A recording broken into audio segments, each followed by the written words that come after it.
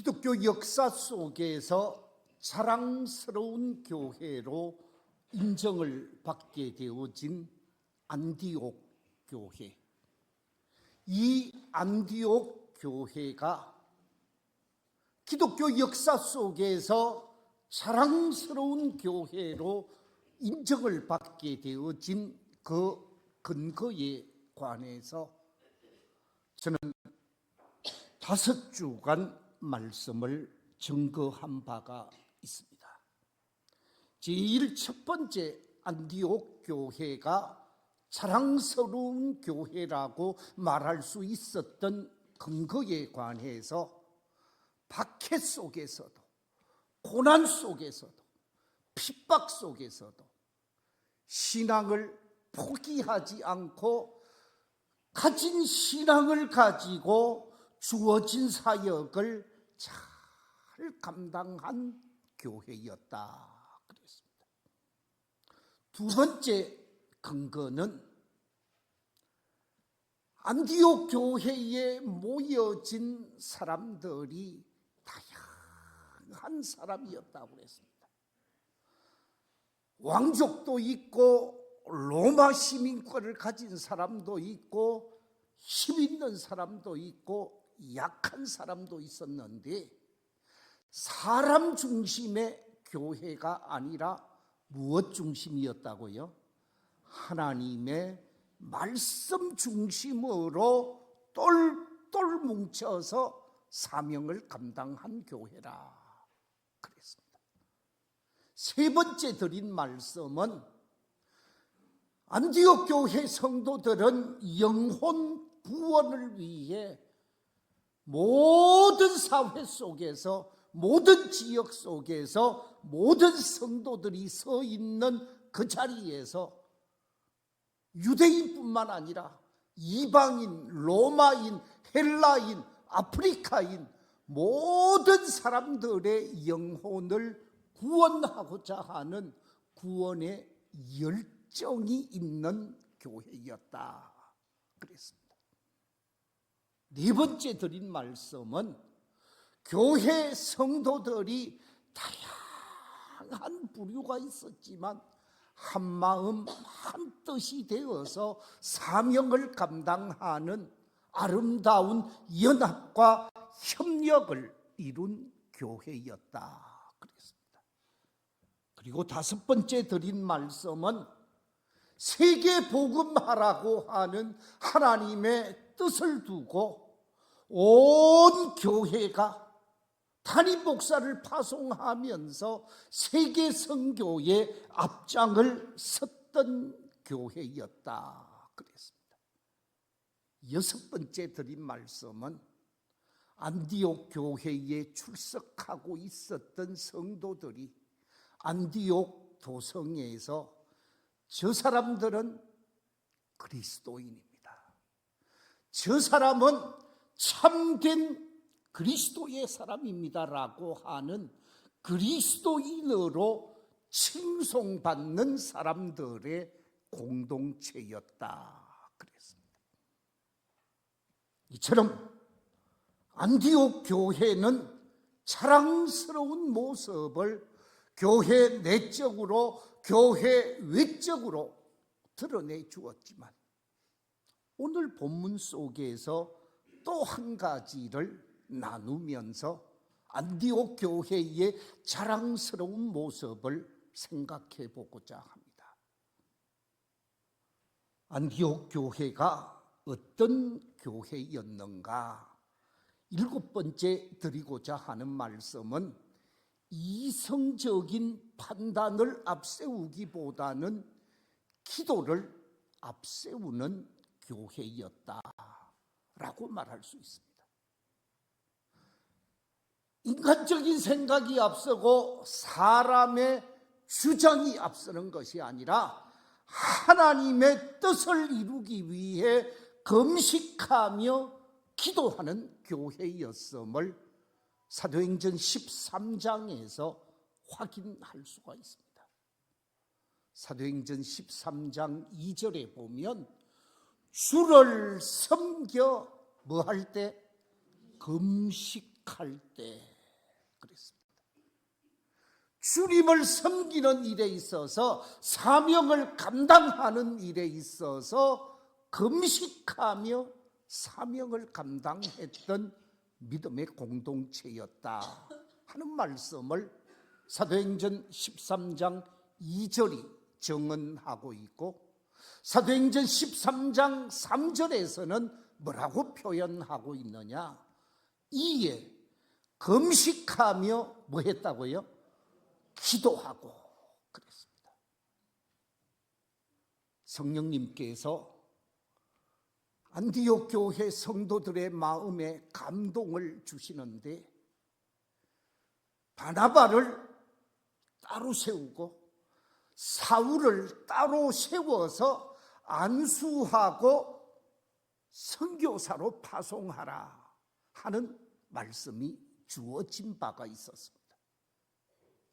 선교사로 담임 목사를 파송하고 선교사로 부목사를 파송하라고 하니까 안디옥 교회 리더들이 깜짝 놀랐습니다.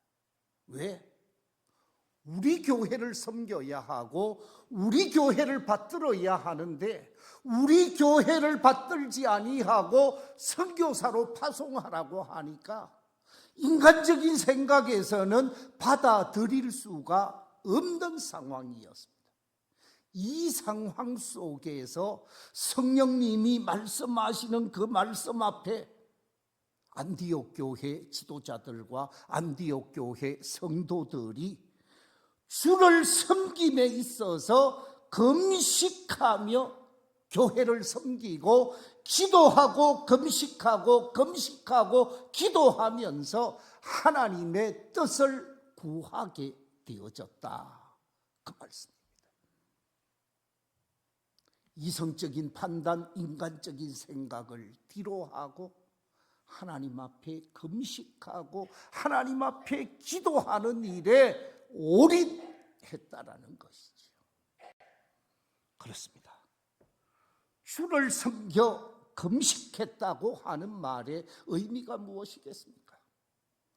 기도하는 일을 그 무엇보다도 앞세웠던 교회라는 의미의 말씀입니다. 우리는 무엇을 앞세우는가? 우리 스스로가 한번 생각해 보아야 할 것 같습니다. 많은 사람들이 자신의 생각을 앞세웁니다. 자신의 주장을 앞세웁니다. 자신이 원하는 바를 앞세우게 되어집니다. 그런데 안디옥 교회 성도들은 자신의 생각, 자신의 주장, 자신의 경험, 자신의 뜻을 다 내려놓고, 하나님, 어떻게 하면 되겠습니까?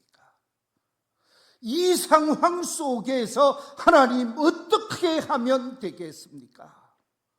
하나님의 뜻을 구하며 기도했다라는 것이지요. 기도하되 금식하면서 기도했다고 표현하고 있습니다. 그렇습니다. 기도가 넘치는 교회, 기도의 폭포수가 흘러 넘치는 교회는 생명력이 있는 교회요, 살아 움직이는 교회로서 부흥하고 성장하고 아름답게 하나님의 뜻을 이루어갈 수가 있습니다.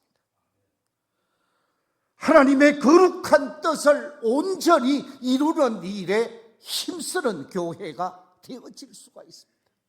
기도하고 힘쓰는 교회는 기적을 경험하게 되어지고 하나님의 능력을 확인할 수가 있습니다. 이런 교회가 시대적 사명을 감당할 수 있고 역사 속에서 자랑스러운 교회가 되어질 수가 있다는 말씀입니다. 그래서 하나님의 말씀인 성경은 기도해라, 기도해라, 기도해라 하는 것을 강조하게 되어지지요. 우리가 잘 알고 있는 말씀, 예레미야 33장에 보면 이렇게 강조하고 있습니다. 2절, 3절 말씀 같이 한번 읽어보겠습니다. 시작. 일을 행하시는 여호와, 그것을 만들며 성취하시는 여호와, 그의 이름을 여호와라 하는 이가 이와 같이 이르시도다. 너는 내게 부르짖어라. 내가 네게 응답하겠고 네가 알지 못하는 크고 은밀한 일을 네게 보이리라. 하나님께서 우리에게 말씀합니다. 기도하면 응답하겠고 기도하면 은밀한 일, 대단한 일을 체험하게 하겠다. 나는 일을 행하시는 분이요, 성취하시는 분이요, 완성시키는 분이다 라고 말씀하시면서 기도할 때에 응답하고 기도할 때에 역사하실 것을 강조하고 있는 것을 보게 되어집니다. 그것뿐만이 아닙니다. 잠언에서는 이렇게 말하고 있습니다. 잠언 8장 17절 말씀입니다. 나를 사랑하는 자들이 나의 사랑을 입으며 나를 간절히 뭐하는 자가, 찾는 자가 나를 만날 것이니라. 하나님을 간절히 찾고 구하게 되어질 때 하나님을 만나게 되어지고 응답받게 되어지고 역사를 체험하게 되어진다는 말씀이지요. 우리의 구원자로 이 땅에 오신 예수님께서 많은 사람들을 앉혀놓고 전하신 말씀, 산상보훈의 말씀이 마태복음 5장, 6장, 7장의 말씀입니다. 이 마태복음 7장에서 예수님께서 무리들을 향하여 주신 말씀이 이렇습니다. 7절 이하 11절 말씀 우리 같이 한번 읽어보겠습니다. 시작. 구하라 그리하면 너희에게 주실 것이요, 찾으라 그리하면 찾아낼 것이요, 문을 두드리라 그리하면 너희에게 열릴 것이니 구하는 이마다 받을 것이요, 찾는 이는 찾아낼 것이요, 두드리는 이에게는 열릴 것이니라. 너희 중에 누가 아들이 떡을 달라 하는데 돌을 주며 생선을 달라 하는데 뱀을 줄 사람이 있겠느냐? 너희가 악한 자라도 좋은 것으로 자식에게 줄 알거든 하물며 하늘에 계신 너희 아버지께서 구하는 자에게 좋은 것으로 주시지 않겠느냐. 죄인된 우리 인간도 자신의 아들, 자신의 딸, 자신의 손주들에게 좋은 것 주고자 하는 것이 부모의 마음이고 할아버지, 할머니의 마음이잖아요. 그런데 죄 없으신 하나님께서 기도하는 당신의 백성에게 좋은 것으로 주시지 아니하겠느냐, 우리에게 반문하고 있습니다. 기도할 때에 더 좋은 것 주시겠다라는 거지요. 기도할 때에 놀라운 역사를 체험하게 하시겠다라는 것입니다. 부활하신 예수님께서 40일 만에 성천을 하게 되어집니다. 하늘나라로 성천하시기 직전에 약속한 것을 기다리라 하신 말씀이 주어졌습니다. 이 말씀을 받게 되어진 제자들과 여러 성도들이 예루살렘 마가의 다락방에 모이게 되어집니다. 그때 모였던 성도의 숫자가 120여 명이 되었다고 그랬습니다. 이 120여 명이 성천하시고 이 세상을 떠나가신 주님이 하신 말씀, 약속하신 성령을 기다리라 그랬는데, 이 약속하신 성령의 말씀이 어디에 기록되어져 있는 말씀인가? 구약 요엘서에 기록되어져 있었던 말씀입니다. 구약 요엘서 가운데 먼저 2장 13절 이하 15절에 이렇게 말씀하고 있습니다. 우리 같이 한번 읽어보겠습니다. 시작. 너희는 옷을 찢지 말고 마음을 찢고 너희 하나님 여호와께로 돌아올지어다. 그는 은혜로우시며 자비로우시며 노하기를 더디하시며 인애가 크시사 뜻을 돌이켜 재앙을 내리지 아니하시나니 주께서 혹시 마음과 뜻을 돌이키시고 그 뒤에 복을 내리사 너희 하나님 여호와께 소제와 전제를 드리게 하지 아니하실런지 누가 알겠느냐. 너희는 시온에서 나팔을 불어 거룩한 금식일을 정하고 성회를 소집하라. 금식일을 정하고 성회를 소집하라 하는 말씀을 주셨습니다. 은혜로우신 하나님, 노하기를 더디하시는 하나님, 인애가 크신 하나님께서 금식하며 기도할 때 성령을 기름 붓듯 부어주시겠다고, 내 남종과 여종에게 성령을 부어주시겠다고 약속하셨습니다. 이 약속을 기억하고 마가의 다락방에 모였던 120명의 성도들이 어떤 모습으로 기도했는가? 사도행전 1장에 보면 이들이 기도한 기도의 모습을 이렇게 기록하고 있습니다. 사도행전 1장 14절 말씀입니다. 같이 한번 읽어보겠습니다. 시작. 여자들과 예수의 어머니 마리아와 예수의 아우들과 더불어 마음을 같이하여 오로지 기도에 힘쓰더라. 방금 읽었던 말씀 속에서 마음을 같이하여 오로지 기도에 힘쓰더라. 120여 명의 성도들이 금식하며 하나님 앞에 오로지 기도하는 일에 힘쓰고 애쓰게 되어지는데, 열흘째 되는 날, 예수님이 부활 성천하시고 난 이후에 열흘째 되는 날, 성령이 온 무리에게 임하는데 강력한 성령의 불길이 임하게 되어지면서 온 성도들이 성령 충만한 사람이 되어지고 하나님의 은혜와 능력을 경험하게 되어지면서 예루살렘 교회가 완전히 새로워지는 기적을 경험하는 것을 보게 되어집니다. 그렇습니다. 금식하며 기도할 때 인간적인 이성으로, 인간적인 생각으로 도저히 설명할 수 없는 하나님의 역사가 나타났다는 말씀입니다. 그렇습니다. 금식하며 기도했다 그랬는데, 이 금식하며 기도했다는 말씀의 뜻이 무엇이겠습니까? 저는 세 가지 측면에서 설명을 하고자 합니다. 금식하며 기도했다는 말은 첫째, 육체적인 욕망을 억제했다라는 거죠.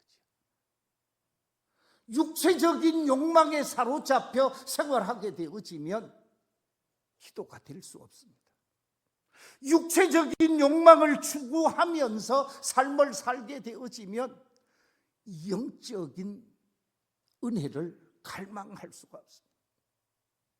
육체적인 욕망의 종이 되어지면 하나님이 원하시는 삶을 추구할 수가 없다는 말씀입니다.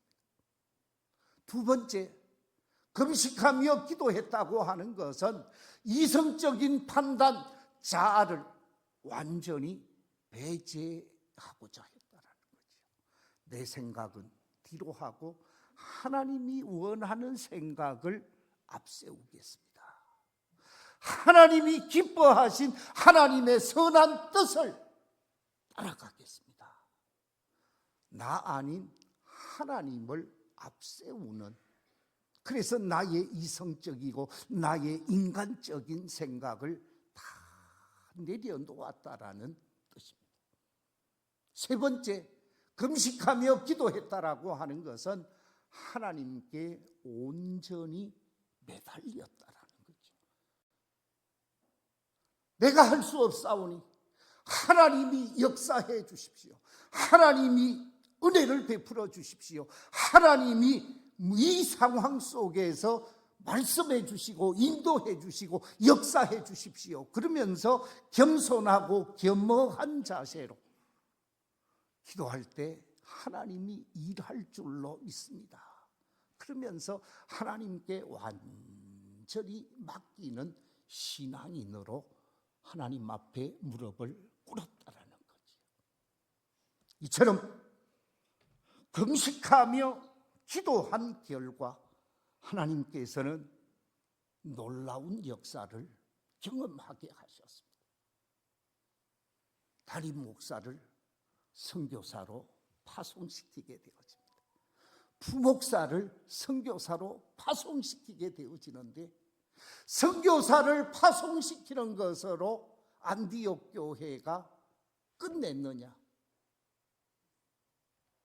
바나바와 사울을 선교사로 파송하고 난 다음에 두 사람이 없는 그 자리에 남은 모든 성도들이 더 열심히, 더 헌신적으로, 더 충성되게 안디옥 교회를 섬겨서 안디옥 교회가 선교사로 파송되어진 바울과 또한 바나바를 위해 더 귀하게 사역을 감당하는 모습을 그 다음에 확인하게 되어집니다. 그렇습니다. 기도할 때 금식하며 기도하는 교회는 하나님의 뜻에 순응하면서 사명을 감당하게 되어집니다. 여러분, 예수님을 한번 생각해 보십시오. 이 땅에 한 사람의 아들이었지만 하나님의 아들로 이 땅에 오신 분이 예수님이셨습니다. 예수님께서 공생의 사역을 시작하시면서 공생의 사역 속에서 많은 어려움과 아픔이 있을 것을 알았지만 그것을 잘 극복해 가기 위해 첫 번째 한 것이 광야로 나가서 금식하며 기도했습니다. 단식하며 기도하신 분이 예수님이십니다. 제가 광야에서 기도하시는 예수님의 그림 사진을 한 장 가지고 왔습니다. 저 그림 속에 예수님께서 광야에서 기도하고 하나님의 뜻을 사모하고 있는데 은밀히 찾아오는 한 종류의 괴물이 있습니다. 그게 무엇입니까? 마귀였습니다. 마귀가 찾아와서 아담과 하와를 유혹한 것처럼 예수님을 유혹하게 되어집니다. 육체적인 물질적인 욕망을 가지고 유혹하게 되어집니다. 눈으로 보고 감격할 수 있는 안목의 정욕을 가지고 유혹하게 되어집니다. 이생의 자랑, 영광을 얻고자 하는 그것 가지고 유혹하게 되어집니다.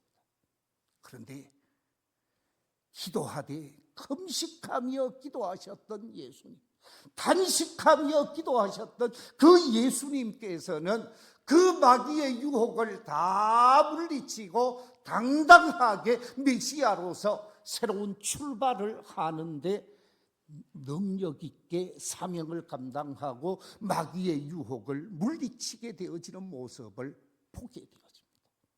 금식은 마귀의 유혹을 이기게 하시고 하나님의 뜻에 아름답게 순종하며 삶을 살게 하는 놀라운 힘을 얻는 과정이라는 거죠. 성경 속에 보면 금식하고 단식하면서 기도하며 하나님의 뜻을 구한 사람들이 많이 있습니다. 대표적인 사람 또 한 사람을 소개하게 되어지면 그 사람은 다니엘이라고 말할 수 있습니다. 다니엘은 하루에 3번씩 자신의 문집 창을 열고 하나님을 향하여 기도하는 일에 쉼을 가지지 않았습니다. 티그리스 강가에서도 자신의 조국과 자신의 민족을 위해 금식하며 기도했다고 다니엘 10장에 보면 기록되어져 있습니다. 다니엘 10장 2절 3절에 이렇게 기록하고 있습니다. 그때에 나 다니엘이 세일의 동안을 슬퍼하며 세일에가 차기까지 좋은 떡을 먹지 아니하며 고기와 포도주를 입에 대지 아니하며 또 기름을 바르지 아니하니라. 산의 진미, 맛있는 음식 다 멀리하고 하나님 앞에 금식하며 기도했습니다. 그 결과가 그 다음 12절에 보면 다니엘 10장 12절에 결과가 이렇게 기록되어져 있습니다. 내가 이르되 큰 은총을 받은 사람 다니엘아, 내가 네게 이르는 말을 깨닫고 일어서라. 내가 네게 보내심을 받았느니라 하더라. 그가 내게 이 말을 한 후에 내가 떨며 일어서니 그가 내게 이르되 다니엘아, 두려워하지 말라. 네가 깨달으려 하여 네 하나님 앞에 스스로 겸비하게 하기로 결심하던 첫날부터 네 말이 응답받았으므로 내가 네 말대로 네 말로 말미암아 왔느니라. 그러면서 금식하며 기도한 다니엘에게 하나님이 천사를 보내셔서 다음 세계 미래를 보게 하시는 놀라운 역사가 나타나게 되어집니다. 에스더는 어떻습니까? 자신의 민족이 완전히 죽음의 위기 속에 빠졌을 때 그 민족을 구하기 위하여 그 당시의 법을 어기고 왕 앞에 나아가는데 어떻게 하고 왕 앞에 나아갑니까? 우리 함께 에스더 4장 16절 말씀 같이 한번 읽어볼까요? 시작. 당신은 가서 수산에 있는 유다인을 다 모으고 나를 위하여 금식하되 밤낮 3일을 먹지도 말고 마시지도 마소서. 나도 나의 시녀와 더불어 이렇게 금식한 후에 규례를 어기고 왕에게 나아가리니 죽으면 죽으리이다. 죽으면 죽으리이다 라고 생각하고 금식하며 왕에게 나아가게 되어집니다. 그런데 금식하고 기도하며 나아갔더니 법령에 에스더가 법령을 어긴 여인으로 퇴위시키고 다른 여인을 구하거나 에스더를 완전히 외면하지 아니하고 너무 반가워하면서 왕의 마음이 180도로 변화되어져서 뭐라고 얘기합니까? 당신이 원하는 것이 무엇입니까? 이 나라에 무엇도 주겠다? 절반이라도 주겠다. 기도는 금식하며 기도했던 그 기도는 사람을 변화시키고 환경을 변화시키고 삶을 변화시키며 놀라운 역사를 가져오게 했습니다. 그렇습니다.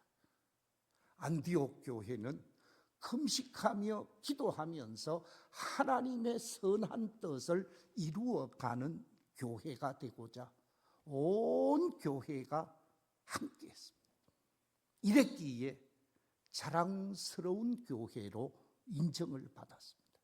우리 교회도 이런 교회가 되어지고 이 지상에 있는 교회들이 이런 교회가 되어져서 하나님께 영광을 돌리고 세상에 희망을 주는 복된 교회가 다 되는 놀라운 역사가 있어야 할 줄로 믿습니다.